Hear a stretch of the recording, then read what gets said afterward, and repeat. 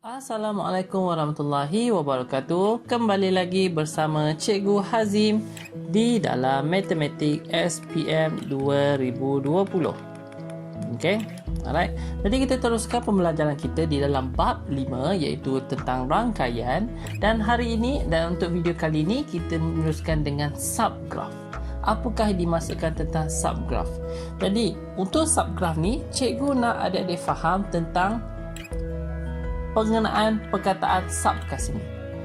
Cikgu rasa cikgu dah tunjuk berkenaan dengan video iaitu bab sets. Okey, dalam bab set kita ada perkataan subset.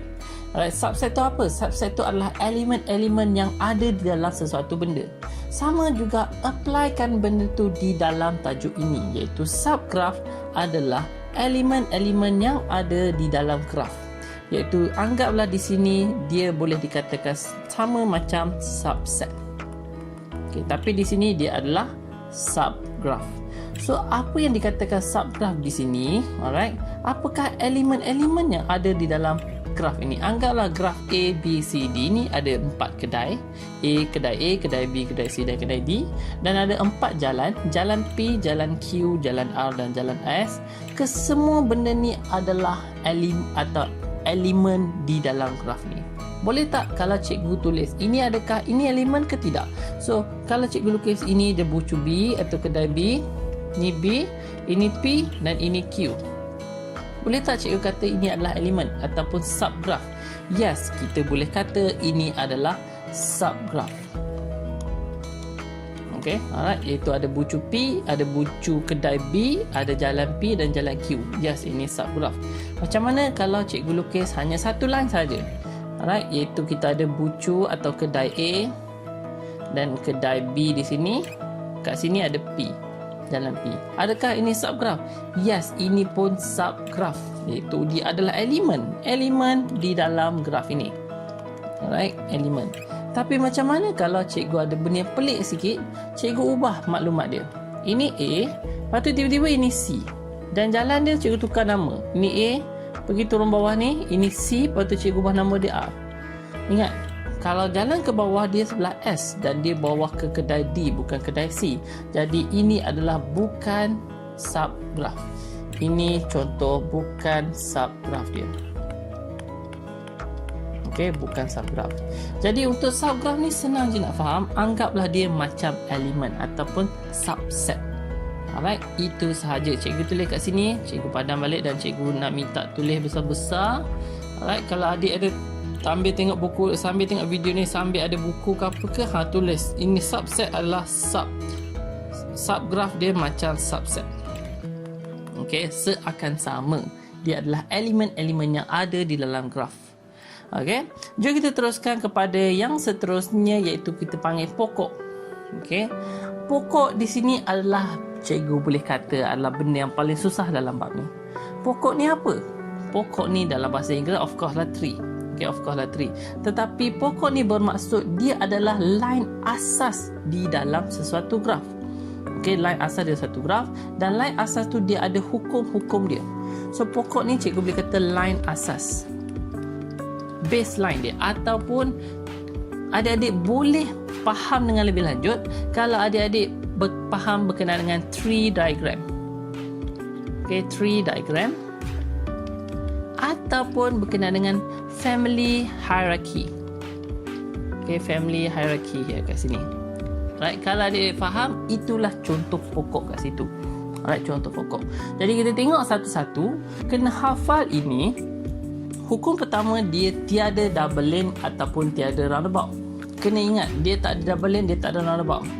Kemudian semua bucu connected. Maksud semua bucu connected di sini adalah semua kedai-kedai dia saling berhubung antara satu sama lain.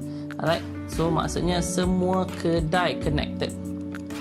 Connected tu maksudnya dia ada line. Daripada satu tempat ke dia ada line dia. Yang ketiga, bilangan jalan kurang satu daripada bilangan bucu. Kalau bucu ada 5, bilangan jalan mesti ada 4. Okey. Dan nombor 4 di sini adalah hanya ada satu jalan saja dari satu tempat ke satu tempat, iaitu dari satu bucu ke satu bucu. Alright. Jadi nak minta tolong faham dan tolong hafal. Nombor 1 tak ada double lane, tak ada roundabout. Yang kedua semua connected. Yang ketiga bilangan jalan kurang daripada bilangan bucu. Dan yang keempat hanya ada satu jalan dari satu tempat ke satu tempat, dari satu bucu ke satu bucu. Jom kita tengok contoh yang ini. Alright, jom kita tengok contoh yang ini. Macam mana kalau kita nak lukis pokok dia? Alright, lukis pokok dia. Cikgu akan tunjuk. Pertama sekali step dia kat sini. Step kat sini. Untuk nak lukis pokok, nombor 1, lukiskan semua bucu yang ada. Semua bucu yang ada. Okey, alright, ini nombor 1. So cikgu lukis kat sini bucu kita ada A, B, C, D, E, F. Alright. Lukiskan semua bucu yang kita ada A, B, C, D, E, F. Alright. Kemudian ini step nombor 1. Nombor 2, connectkan semua bucu.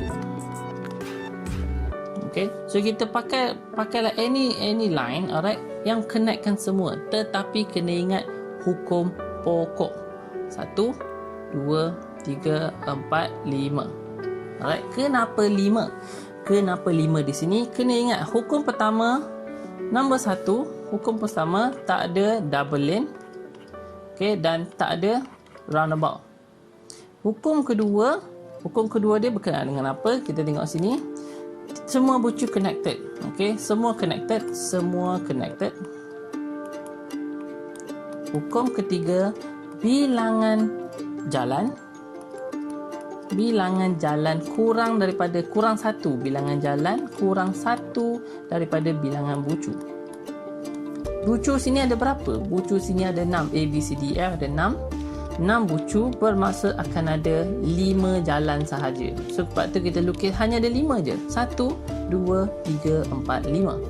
Okay. Dan hukum yang keempat, cikgu tulis di sini. Hukum yang keempat dia berkenaan dengan apa? Hanya ada satu jalan dari satu tempat ke satu tempat.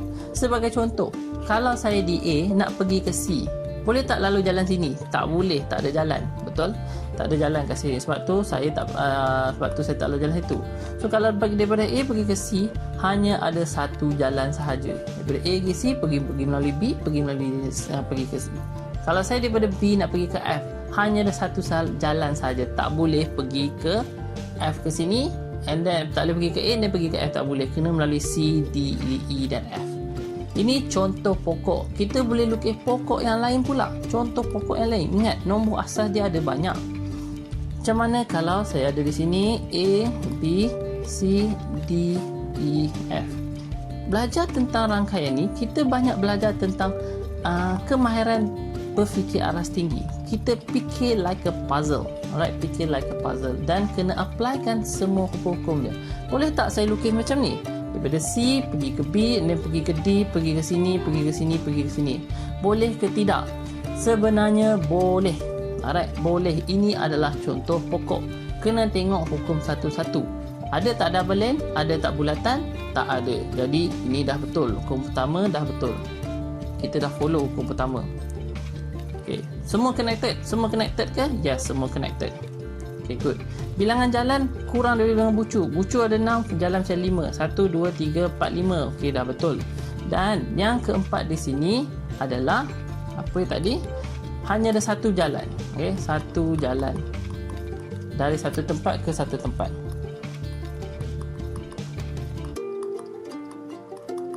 Alright. So, cikgu tulis ni short form kat sini. Kita boleh rujuk dan boleh rewind balik. Alright. So, ini adalah contoh yang pokok.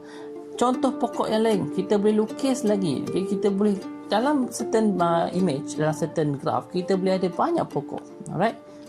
Kita boleh ada banyak pokok. Jadi untuk tajuk ni, adik-adik memang kena berfikir aras tinggi. Memang kena berfikir kreatif. Anggap tajuk ni macam puzzle. Okey, anggap tajuk ni macam puzzle. So, boleh tak kalau cikgu lukis bentuk dia macam ni? Ini ke sini, sini ke sini, and then sini, sini. 1, 2, 3, 4, 5. Bilangan bucu ada 6, jalan ada 5. Dah betul. Ada tak ada bulatan, tak ada raja double lane. Betul, tak ada rabak. Semua connected. Ya, semua connected. Dan satu jalan sahaja. Anggap kalau ni A, ni B, ni C, D, E, F.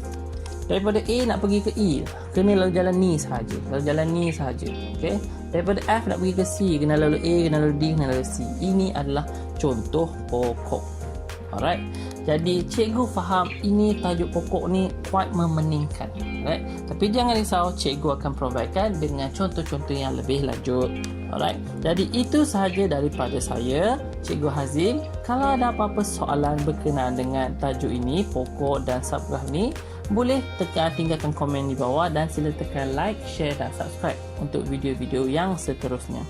Okey, jadi itu sahaja daripada cikgu. Terima kasih. Jumpa lagi.